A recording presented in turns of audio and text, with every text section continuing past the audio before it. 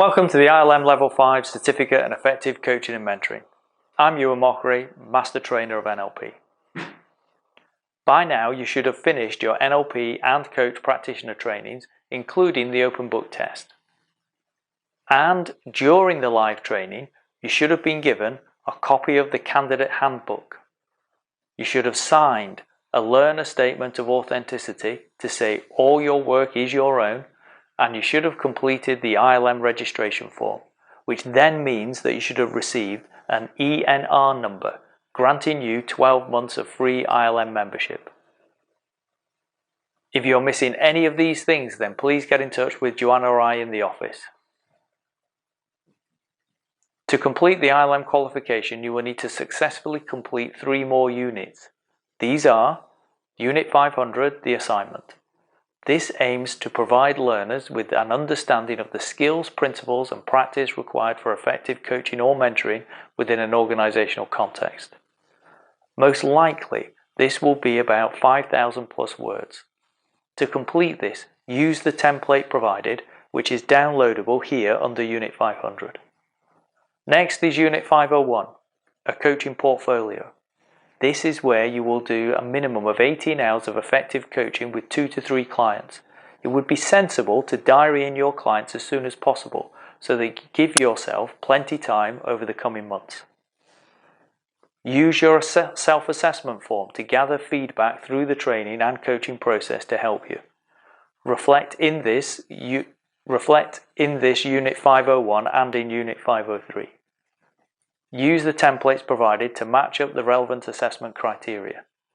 Where no template is provided, make sure you answer the question on a new sheet with the assessment criteria in bold as the title. Use the evidence templates to bring your submission together in a coherent manner. As part of this unit, you will need to include 1 hour of supervision feedback. If you don't have a supervisor, you can record the session and ask for feedback from an experienced coach or practitioner.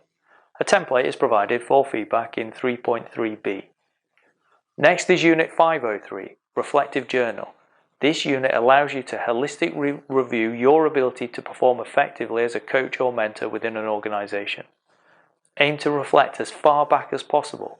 Think about why you booked onto the training and what did you learn about yourself during the training. Refer back to the self-assessment form which was emailed to you before the coach training. There is also a copy of this on the NLP TV qualification homepage. Use the templates provided which match up to the relevant assessment criteria. Judging the sufficiency of a learner's piece of work is a key aspect in assessment.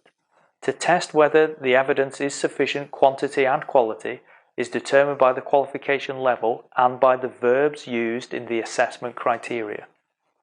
If you've done other ILM qualifications, then you will already know that higher levels of qualification expect a fuller learner response, which means greater breadth and depth. Definitions of key assessment verbs can be found in the ILM assessment terminology document. Evidence that you present can be claimed against more than one assessment criteria as long as it meets the criteria requirements. Documentation should be arranged in a manner that allows for internal and external verifiers to trace exactly how the assessment decision was reached. It is a regulatory requirement that every learner must formally declare the authenticity of their work for each submission. ILM verifiers cannot approve any assessments where the learner has not specifically confirmed it is their own work, so the work you submit should be your own work.